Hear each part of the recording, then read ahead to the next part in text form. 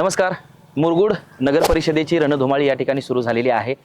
इच्छुक किंवा तयारी करत असणारे किंवा भावी किंवा ज्यांनी या अगोदर सत्तेमध्ये काम केलेलं आहे, लोकांचं काम केलेलं आहे, अशा पद्धतीची सगळीच व्यक्तिमत्व जी या मुरगुड नगरीचे करते धरते आहेत.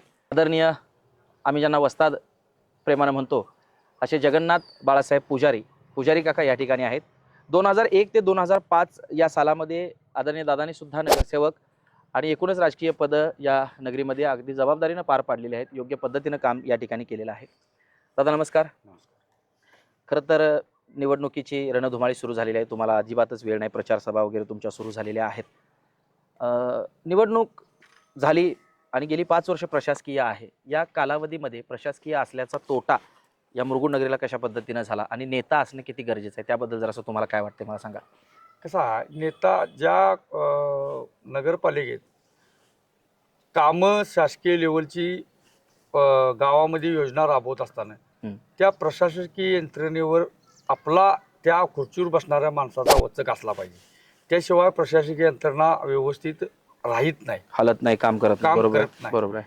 आणि योग्य दर्जा चांगल्या दर्जाचं काम निधी मंडलिक साहेबांच्या संजयदादांच्या नेतृत्वात भरपूर आला, पण ती निर्गतीचे व्यवस्थित प्रमाणात झाले नाही असं मला आता तुम्हाला आवर्जून नमूद करावं असं वाटते. 2001 ते 2005 मध्ये आमचे नेते प्रवीणदादांच्या नेतृत्वात आम्ही काम केले. त्यावेळेला आमच्या सत्तेचं आमच्याजवळ कुठली हे नसताना, पद नसताना मोठं खासदार मंत्री असताना सुद्धा या ठिकाणी या तळ्या, आता तुम्ही ज्या ठिकाणी बसलाय हे तळ्याचं जे तटाचं काम असू दे किंवा तळ्याचं सुशोभीकरण करण्याचं काम असू दे, हे गाव भागात आज वृद्ध किंवा महिला किंवा माणसं फिरायला ह्याच्यापासून ऑक्सिजन पार्क आपण इथे या ठिकाणी तयार केला आहे. महाराष्ट्रात पहिली पायलट योजना आम्ही आणली आणि ते सांडपाणी नागरिकांनी कुठल्याही प्रकारचा त्रास होऊ नये म्हणून पायलट योजना आम्ही पहिली राबवली. ते पाणी लोकांच्या शेतीसाठी वापरलंय. आज तिची अवस्था अशी आहे साहेब, इतका पैसा खर्च करून त्या काळात 1,03,00,000 रुपये त्या योजनेला खर्च आला. ते आज धुळखात पडल्यासारखा प्रकार आहे. आणि आज तळ्याचं पाणी स्वच्छ मिळत असताना शासनाचा आदेश आमच्या बी काळात आलता, पण तो आम्ही झुगारला. कारण का तर तळ्यातलं स्वच्छ पाणी आम्हाला मिळतंय आणि नागरिकांचा रोष आम्हाला पत्करायला लागू नये म्हणताना आम्ही तळ्याचंच पाणी घेतले. नदीचा वापर दुसऱ्याच्या मोटरीनं कमी पडल्या, 2001 ला दुष्काळ पडला तर दुसऱ्याच्या 10-12 मोटरी चालू करून आम्ही तळ्याचा पाण्याचा प्रश्न तो सोडविला. पण आमच्या नगरपालिकेच्या नावावरती मोटर घेतली नाही का, तर एकदा घेतली तर आम्हाला तळ्याचा हक्क सोडावा लागतो म्हणून त्यावेळेला ते आम्ही केलं नव्हतं. पण आता काय झालंय, तळ्यात पाणी नदीत पाणी सगळं मिसळते, तेच पाणी फिरून त्या जॅकविल जवळ येते आणि आम्ही नागरिकांना तेच पाणी देतो. तर तो पहिला प्रश्न आमचं एक म्हणणं काय होतं की चिमगावकर जॅकविल व्हावं आणि ते तिथं पाणी हे सांडपाण्याचं जात नाही आणि ते स्वच्छ पाणी मुरगुडला मिळावं. प्रामुख्याने आम्ही मुरगुडला स्वच्छ पाणी देण्याचा प्रयत्न पहिल्या तुमच्या आता ह्या विजन मध्ये पहिलं तुमचं युद्ध पातळीवरती कुठलं काम करायचं असेल तर ते स्वच्छ पाणी आपल्या नागरिकांना मिळेल. तळ खूपच सुंदर आहे. म्हणजे मी आल्यापासून हे पाहतोय, रंकाळा पाहिल्यासारखी मला या ठिकाणी थोडीशी आठवण रंकाळ्याची येते. अतिशय सुंदर आहे. याची थोडीशी स्वच्छता आणि बाकी सगळ्या गोष्टी सुद्धा तुम्हाला येणाऱ्या काळात कराव्या लागतील.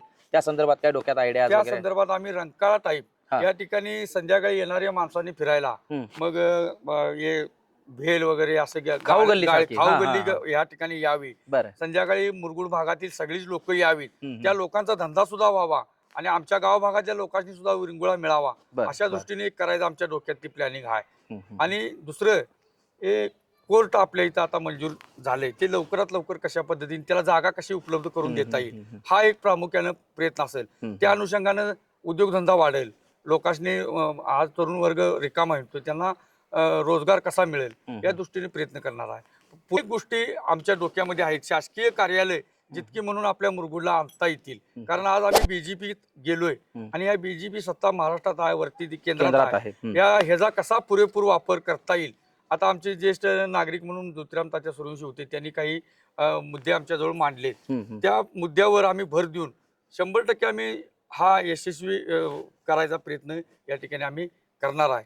आणि मला एक मुद्दा विचारायचा होता की मुरगुड नगरी आणि कुस्तीचं फार जवळचं नातं आहे. तुम्ही स्वतः पैलवानकी या ठिकाणी केलेली आहे. बरेचसे पैलवान या मातीतनं राष्ट्रीय आंतरराष्ट्रीय पातळीवरती गेलेले आहेत. कुस्तीचं संकुल सुद्धा आपल्याकडे आदरणीय स्वर्गीय सदाशिवरावजी मंडलिक साहेब यांच्या नावानं किंवा त्यांच्या वडिलांच्या नावानं त्या ठिकाणी आपण ते पाहतोय. तर कुस्ती किंवा इथल्या युवकांच्या मधले जे स्पोर्ट्स ॲबिलिटी आहेत तर तितकंच सुंदर असं ग्राउंड मला आढळलेलं नाही. तर त्या अनुषंगानं तुमचे काही प्लॅन आहेत का किंवा ते व्हावं यासाठी काही योजना तुमच्या डोक्यात आहे का?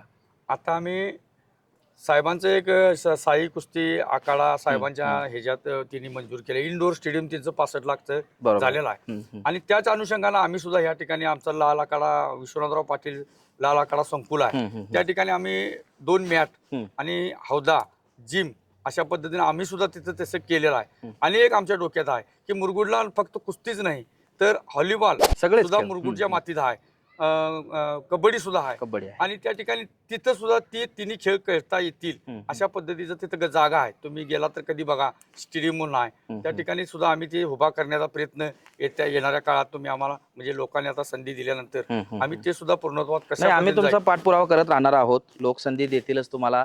ती संधी दिल्यानंतर आता जो आपला व्हिडिओ आहे तो डॉक्युमेंट आहे तो रोज तुम्ही बघाल किंवा तुम्ही जर नाही बोलला तरी आम्ही तुम्हाला दाखवू. तुम्ही हे बोलला होतात, हे तुम्हाला करणं गरजेचं आहे आणि ते होणं गरजेचं आहे. मुरगुड नगरीच्या अनुषंगानं तुमच्यासारखी सुज्ञ जाणकार माणसं. पुजारी यांना मला एक विचारायचं आहे की एकूणच राजकीय समीकरणं सगळी बदलली. तुम्ही तुमचं जे पक्षांतर झालं त्याची कारणं त्याच्या कारणांसाठी आपण परत कधीतरी बोलूच. पण ते झाल्याचा फायदा होईल असं तुम्हाला वाटतंय की तोटा होईल असं वाटतंय? जनसामान्यांच्या मध्ये ती भावना काय आहे? आता तुम्हाला लोक भेटत असतील तर तुम्ही घेतलेल्या निर्णयाचं कौतुक होतंय की तुमच्यावरती टीका होते? त्या अनुषंगानं काय सांगाल? नाही, एक तर ह्या सगळ्या घडामोडी घडत असताना कागल तालुक्याच्या राजकारणाचा विचार करत असताना की ह्या ज्या काही गोष्टी घडत होत्या त्या अनुषंगाने मुरगुडच्या जनतेने गेल्या 2 वर्षापासून एकच रेटा लावला होता की पाटील मंडलिक एकत्र आलं पाहिजेत. आणि हा संघर्ष लोकांची भावना होती, लोकभावना होती. लोक ह्या नेत्यांचा काही विषय हे नाही आहे, लोकभावनेतून ही युती झालेली आहे. आणि लोकभावना ज्यावेळी लोकभावनेचा आदर केला जातोय त्या ठिकाणी 100% यश असं माझ्यासारख्या कार्यकर्त्याला वाटतं. नक्की आम्ही लोकभावनेचा आदर केलाय. आम्ही कुणी दाबून किंवा बळजबरी करून किंवा काय करून आम्हाला एकत्र आणलेलं नाही. हे पहिल्यांदा तुमच्या समोर माध्यमासमोर मी स्पष्ट करतो. लोकभावनेचा आदर करून आम्ही लोक एकत्र आलोय. आणि लोकांनी ज्यावेळी आदेश दिलेला असतो तो पाळला तर 100% लोक यश देतात. हे काय सांगायची काही गरज नाही आहे. वा वा, नक्कीच. तुमचे जे आता अधिकृत उमेदवार आहेत नगराध्यक्ष पदासाठी तर त्या उमेदवाराच्या संदर्भात काय सांगाल? जनता स्वीकारेल का किंवा त्या पदाला न्याय देण्यासाठी सक्षम आहेत? नाही, आता जे नेतृत्व ज्यांचं मानून आम्ही काम कराल त्या सुहासिनी देवी पाटील वहिनी साहेब ह्या गेली 30-35 वर्षे आदरणीय अण्णाजींच्या आणि कैलासवासी आमच्या माता आईजी यांच्या मार्गदर्शनाखाली आणि गेली 30 वर्षे झालं प्रवीणदादांच्या बरोबर खांद्याला खांदा लावून त्यांनी सगळ्या राजकारणाचं बाळकडू किंवा लोकांची सेवा करण्याचं काम त्यांनी अविरतपणे केलेलं आहे. आणि इथून पुढे सुद्धा त्या कुठल्याही पद्धतीनं काम करायला कचरणार नाहीत. आणि आता सध्या त्या अनेक बचत गटाच्या माध्यमातून महिलांच्या काही समस्या सोडवण्याचा प्रयत्न करतात. आणि कुणाचं काय असेल तर त्या सगळ्या गोष्टीत जाणीवपूर्वक लक्ष घालून सगळ्यांच्या बरोबर अगदी ताकदीने दादांच्या बरोबर आमच्या बरोबर खांद्याला खांदा लावून त्या काम करतात. त्यामुळे आमचा आत्मविश्वास आहे की त्या कुठेही कमी पडणार नाहीत. मला इतका आत्मविश्वास आहे की या नगरीतल्या गोरगरीब महिला भगिनी आमच्या आहेत त्यांचं समस्या सोडवण्यासाठी त्यांचा आत्मविश्वास इतका जबरदस्त मोठा आहे की त्या कुठल्याही परिस्थितीत मागं हटणार नाहीत. ते करूनच दाखवतील असा मला एक मुरगुडचा नागरिक म्हणून मला आत्मविश्वास त्यांचा मला आहे. म्हणूनच माझं असं मत आहे की आता मुरगुडचा नगराध्यक्ष म्हणून वहिनी साहेबांनी जनतेनं निवडून त्यांच्यावर ही जबाबदारी दिली तर ते सक्षमपणे पार शकतात. हा मी मुरगुडचा नागरिक म्हणून मला आत्मविश्वास आहे. ही जनता ते करेलच असा मला एक ठाम आत्मविश्वास आहे.